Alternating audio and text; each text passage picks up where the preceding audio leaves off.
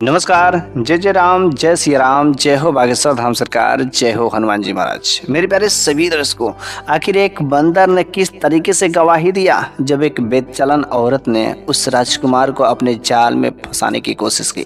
यह जो कहानी है बहुत ही जबरदस्त और बहुत ही दर्दनाक कहानी है। यदि आप इस कहानी के अंत तक बने रहते हैं तो आपको बहुत कुछ ऐसी नई चीजें सीखने को मिलेगी ही मिलेगी। तो बस अब देरी किस चीज की है, तो चलिए हम लोग इस कहानी को बिना देरी किए शुरू ही कर देते हैं। तो एक बार की बात है कि एक राजा जिसका मात्र इकलौता एक बेटा था, वह राजा समय गुजरने के साथ साथ वह राजा बुढ़ा हो गया। जब तक वह राजा अपने राज्य में था बड़ी अच्छे से अपने प्रजा की रेख देख करता था। प्रजा भी खूब अपने राजा से प्रेम करती थी और वह राजा भी अपनी प्रजा का बड़े अच्छे से ख्याल रखता था। उस राज्य में मंत्री भी थे, कई सारे नौकर भी थे। जो उस राजा का एकमात्र इकलौता बेटा था, जो वह राजकुमार था, और ठीक जो उसका भी चरित्र, उसका भी बात व्यवहार अपने उस पिता राजा के अनुसार ही था। जैसा वह चाहते थे उसी तरीके से वह जो उनका बेटा था। लेकिन जो उनका बेटा था ना, उनके बेटे के अर्थात उस राजकुमार के दो दोस्त थे। एक था एक नौकर का बेटा था और दूसरा एक उसी राज दरबार में एक वजीर था, एक मंत्री था, उसका बेटा। तो दो दोस्त थे। दोनों ये तीनों लोग जो है उस राज दरबार में बड़े अच्छे से खेलते थे, सब कोई भी काम जो आपस में मिलजुल करके करते थे। लेकिन जब राजा साहब बुढ़ा हो गए तो उनका स्वास्थ्य काफी गिर गया, डाउन हो गया। तो उन्होंने अपने बेटे को बुलाया और अपने बेटे से कहा, देखो बेटा, अब मेरा समय अंतिम हो गया और अब मैं कब इस दुनिया से विदा हो जाऊं मेरे को खुद नहीं पता है, क्योंकि मेरा स्वास्थ्य देखो दिन पर दिन डाउन होता ही जा रहा है। और क्यों ना अब तुम जो इस राजगद्दी पर बैठ जाओ, तुम मेरे इकलौते एक वारिस हो। वो अपने पिता के द्वारा कही हुई बातों को जो है मान करके अब वह राजगद्दी पर बैठ जाता है। लेकिन अब तो वह राजा बन जाता है और उधर उसके कुछ दिनों के बाद जो है राजा साहब की मृत्यु हो जाती है। लेकिन जो उस राजकुमार का जो दो दोस्त थे, एक जो नौकर का बेटा था और दूसरा जो वजीर का बेटा था, ये तीनों लोगों में बड़ी जो घनिष्ठता थी। और तीनों लोग जो है एक बार प्रॉमिस करते कि देखो, ये हम लोगों की जो दोस्ती है ना, ये कभी टूटनी नहीं चाहिए। कोई जो किसी के साथ में किसी प्रकार की कोई धोखेबाजी नहीं करेगा, कोई बेईमानी नहीं करेगा, कोई बात छुपा करके नहीं रखेगा। ये तीनों लोग आपस में एक समझौता करते हैं और तीनों लोग प्रॉमिस करते हैं कि कोई भी किसी से किसी प्रकार की कोई बात नहीं, किसी से कोई दगाबाजी नहीं करेगा। अगर कोई धोखा करता है, चाहे मैं राजा ही क्यों ना हूँ, अगर मैं तुम लोगों के साथ में अगर मैं किसी प्रकार का धोखा करूँगा तो मुझे बीच चौराहे पर पूरे समाज में, प्रजा के बीच में मेरे को फांसी की सजा दे देना। इस तरीके से सभी लोगों ने प्रॉमिस किया और प्रॉमिस करने के बाद जो कुछ दिन चलता रहा। लेकिन जो नौकर का बेटा था ना, वह बड़ा ही अच्छा था, बड़ा नेक दिल का था। वह जो है भक्ति भाव में बड़ा उसका ध्यान लगता था। अक्सर वह अकेले वीरान में रहना पसंद करता था और वह अकेले शांत माहौल में जा करके कुछ समय वह जो अपने आप को मगन रखता था भगवान की भक्ति भाव करने में। वह जो अक्सर जो जंगलों में घूमने का बड़ा ही शौकीन था, वह शांत माहौल में जाकर के भगवान की तपस्या करता था, उनकी भक्ति भाव करता था। इस तरीके से जो वह नौकर के लड़के का जो बात व्यवहार था उससे राजकुमार को बड़ा ही अच्छा लगती थी। इस कारण से उससे बहुत ही घनिष्ठता थी। लेकिन जो इधर वजीर का लड़का था, जो वजीर का बेटा था, उससे भी तो दोस्ती थी। लेकिन वह जो है उन दोनों की दोस्ती का देखकर उसका बड़ा जलन होता था कि एक नौकर का बेटा का कैसे एक राजकुमार के साथ में दोस्ती हो सकती है। भला नौकर की क्या औकात है। लेकिन उस राजकुमार के अंदर ऐसी कोई बातें नहीं चल रही थी। बस यही हुआ, उस वजीर के बेटे ने कोई चाल चलना शुरू की कि ताकि किसी तरीके से अगर उस राजकुमार से, उस नौकर के बेटे से अगर दोस्ती को दुश्मनी में बदल जाए तो ये लोग अलग अलग हो जाएंगे। बस हमारा जो इसके साथ बस दोस्ती रहेगा और हम अपनी मनमानी करेंगे दोस्त के वास्ते।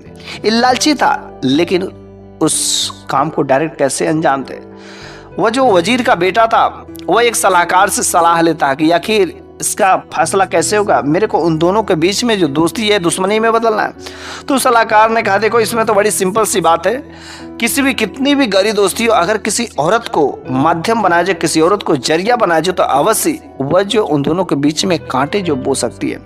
बस वो कहा कि आखिर औरत तो वैसी मिलेगी कहाँ। उसने कहा, मेरे को पता है, एक किसी नगर में जो एक औरत रहती जो एक नंबर की झूठी है और ऐसे कई सारे वो काम कर चुकी है। बस उसके लिए तो चुटकियों का कमाल होता है। उस वजीर के बेटे ने कहा मैं उसे मुंहमांगी रकम दूंगा, बस इन दोनों के बीच में जो दोस्ती है दुश्मनी में बस बदल दो।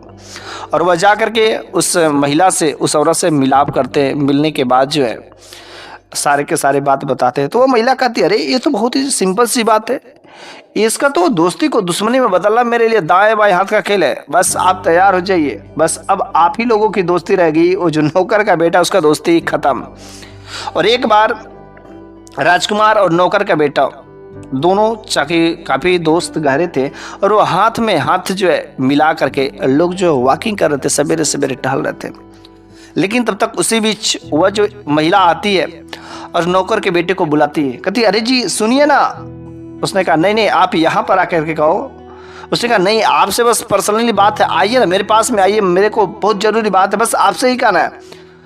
तो वह राजकुमार भी कहता है कि चलो ठीक है जाओ देख लो वह क्या बात कहती है। और वो अपने दोस्त के कहने पर वो नौकर का बेटा उस जो औरत के पास में जाती है, और वह औरत उसके कान में कुछ जो है फुसफुसाती है, मुंह बस बनाती है, लेकिन वह कुछ बोलती ही नहीं है, कुछ बोलती नहीं है, और कुछ मुंह बस बनाने का एक्टिंग करके, और वह बाद में कह देती कि जो मैंने बात बताई है किसी को बताना मत, अरे उस राजकुमार को भी मत बताना, अपने किसी दोस्त को भी मत बताना, वरना जान लो तुम्हारे साथ में बहुत बड़ा घाटा होगा।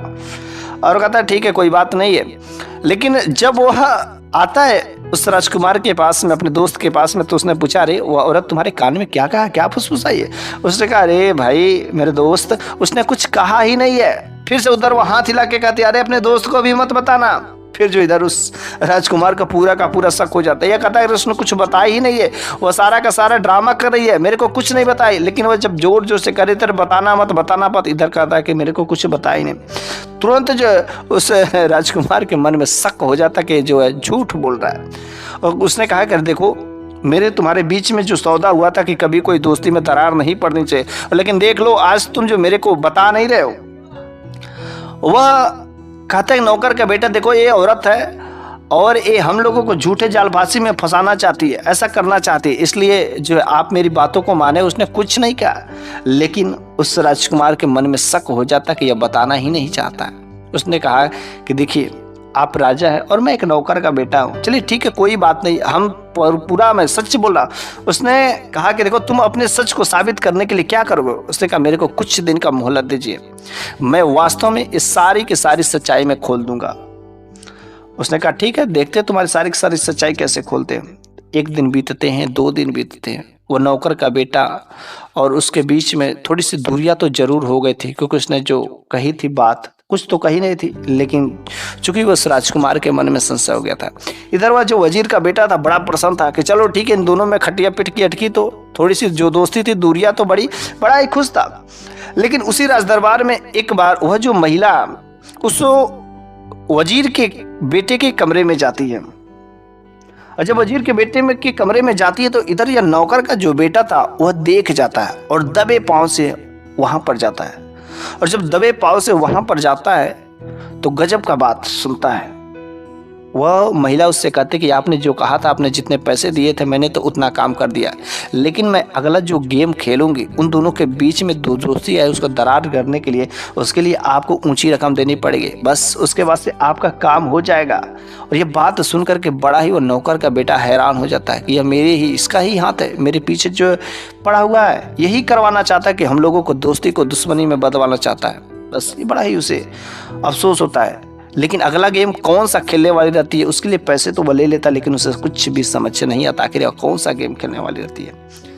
और अगले दिन सुबह होते ही कि यह सोचता है कि मैं अपने दोस्त को जाकर के सारी सच्चाई में बताऊंगा।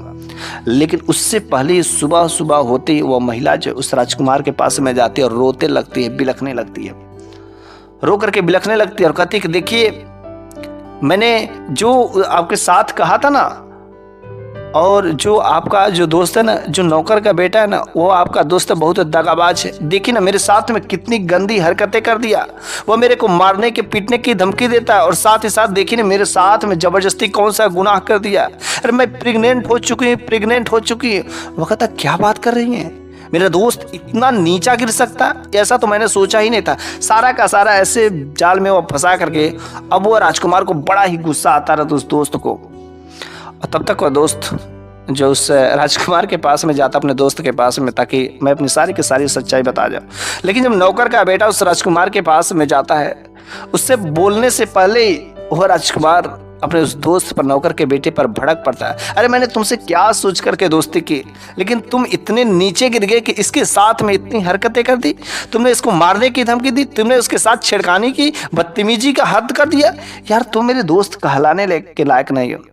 वो कहता है कि नहीं, ये झूठ बोल रही है, ये औरत हम लोगों की दोस्ती को दुश्मनी में बदलवाना चाहती। लेकिन उस राजकुमार को औरत की बातों पर विश्वास हो जाता है, लेकिन अपने उस दोस्त की बातों पर विश्वास नहीं होता है।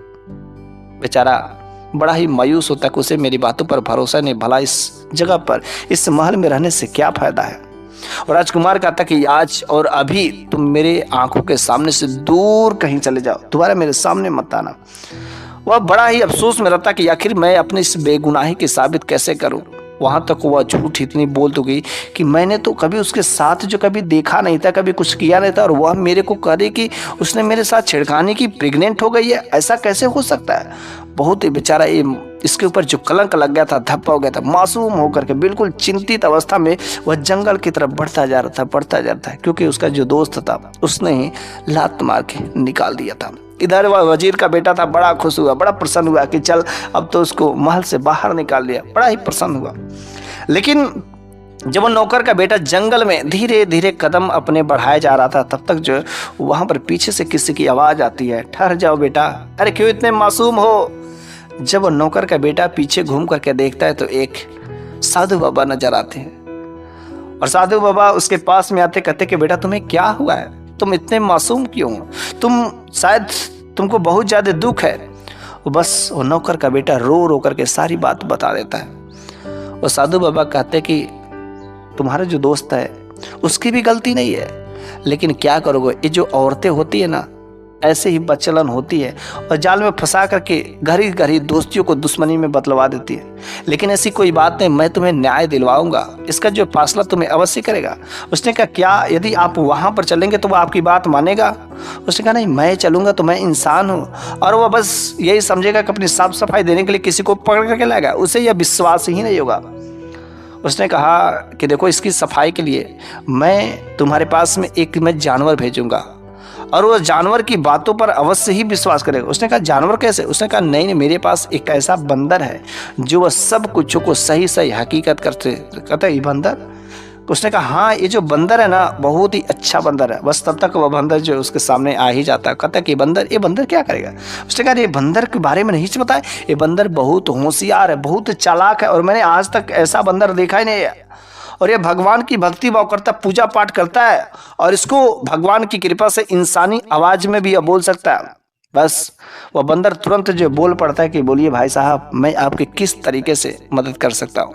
वह शख्स जो है, वो नौकर का बेटा, उस बंदर की आवाज़ सुनकर के बड़ा ही हैरान रह जाता है। लेकिन वो कहते करे ये बंदर आपको कहाँ पर, ये कैसे मिल गया बंदर।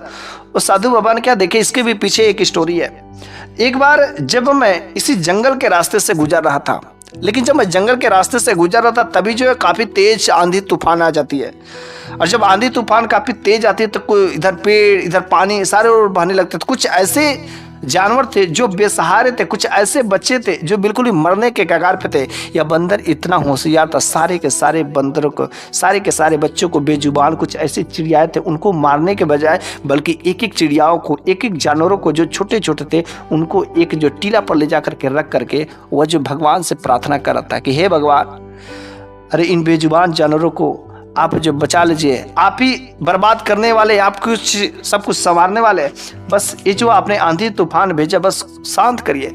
और जब मैं उसी रास्ते से गुजरा था तो मैं भी एक पेड़ के छांव में उस आंधी के डर से बैठा हुआ था और ये सारा का सारा दृश्य उस बंदर का देख रहा था। बल्कि सारे के सारे बड़े जो जानवर थे अपनी जान बचाने के लिए इधर उधर भागते, लेकिन ये अपने जान का परवाह किए बिना इन सारे जानवरों को भी रक्षा करने के लिए तैयार था। उसको अपने जान की कोई लोभ नहीं था, वो मर जाता, शायद एक पेड़ की डाली भी अगर गिरती तो वह तुरंत जो मर जाता, लेकिन वो अपनी जान की परवाह किए बिना वो जो इन सारे के सारे जानवरों को बचाया जा रहा था। और मैंने जब अंत में देखा कि ये भगवान से प्रार्थना कर रहा था तो मैं तो चिंतित ही रह गया कि भला एक जानवर में ऐसे कैसे शक्ल आ सकती है, ऐसा कैसे हो सकता है। और जब मैं उस बंदर के पास में गया, वह बंदर तुरंत मेरे पास आया, भूखा था। मैंने उसको कुछ खाने पीने को दिया और आंधी तूफान शांत हो गई। फिर वह धीरे धीरे सभी लोग अपने अपने जगह पर चले जाते हैं। लेकिन तब से यह बंदर मेरे साथ में रहता है और यह बंदर बहुत ही अच्छा है। हर तरीके से जो मैं काम कहता हूँ वह करता है। और यह मैं जब पूजा पाठ करता हूँ तो मेरे साथ में यह बैठ करके भगवान की भक्ति भाव करता है। इसलिए यह बंदर तुम्हें उसको गुनाही से बचा सकता है। उसको उसकी बातों पर भरोसा हो जाता है, उस बंदर पर भरोसा हो जाता है और वह उस बंदर को लेकर के उस राज दरबार में पहुंचता है। और जब बंदर को लेकर के राज दरबार में पहुंचता है अपने उस दोस्त राजकुमार के पास में, तो कहता है, देखो मेरे दोस्त, आज मैं आखिरी बार आया हूं, तुमको मेरी बातों पर भरोसा हो गया ना होगा, लेकिन आज जो मैं कहना चाहता हूं ध्यान से सुन लेना, बस एक बार शांति से सुन लेना। वहां पर वो वजीर का बेटा भी था। लेकिन जब वजीर का बेटा भी था, उसने कहा, अरे अब तुम क्या कहने के लिए आए? अरे तुम्हारा तो सारा का सारा पोल खुल गया, तुमने इसके साथ में धोखेबाजी की है। अरे शुक्र मनाओ कि यह जो तुम्हें बीच चौराहे पर जो है फांसी की सजा नहीं सुनाया, इतना ही छोड़ दिया। उसने कहा, अरे मैंने वैसा काम ही नहीं किया। अगर आप लोगों को भरोसा नहीं होता, इतने जितने भी यहाँ पर बैठे हुए मेरे साथ में जो यह बंदर है ना, यह बंदर आपको अगर गवाही देगा तो क्या आप लोगों को भरोसा होगा? अगर इस बंदर तो कभी जानवर जो झूठ नहीं बोलते हैं ना, उस राजकुमार ने कहा, क्या यह बंदर बोल सकता है? उसने कहा, हाँ यह बंदर बोल सकता।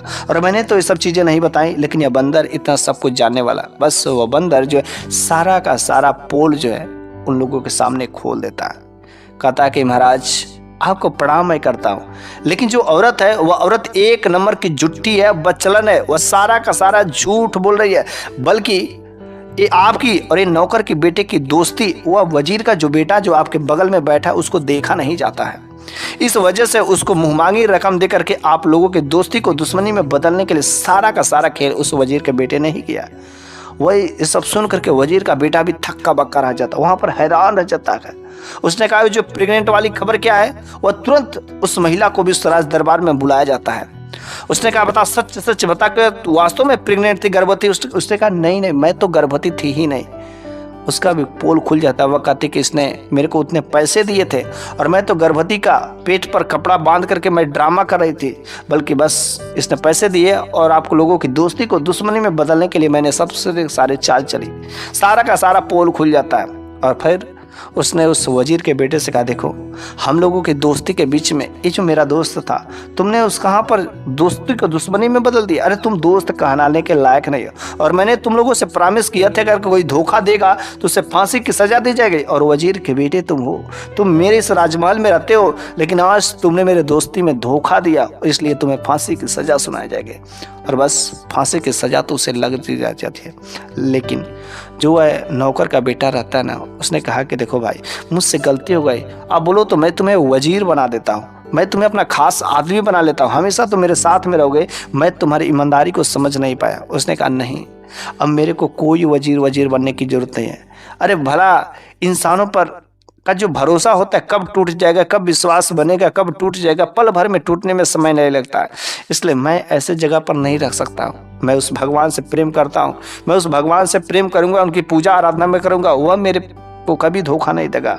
यदि मैं उन पर विश्वास करूँगा तो वह हमेशा मेरी रक्षा करेगा, जैसा कि इस बंदर ने मेरे को रक्षा किया और आज मेरे को बेगुनाही से बचाया है। और इस तरीके से वो उस बंदर को लेकर के फिर जो वह जंगल की तरफ रवाना हो जाता है। और साधु बाबा के पास में जा कर के वह जो काफ़ी सारी अच्छी अच्छी विद्याएं सीखता है, तपस्या करने का, पूजा पाठ करने का, और वे साधु बाबा के साथ में एक कुटिया में वहाँ पर दोनों मिलकर के भक्ति भाव करने लगे, अपना जीवन यापन करने लगे। और इस तरीके से उस बंदर ने उस राजकुमार को भी अपने दोस्त से बचाया और इस दोस्त को भी जो नौकर का बेटा था उसको भी बेगुनाही साबित करवाया। बस आज की तो यह कहानी बहुत ही शानदार जो थी समाप्त हो गई। अगले वीडियो में मैं फिर से एक नई शानदार कुछ ऐसी ही कहानियाँ लेकर के आऊँगा।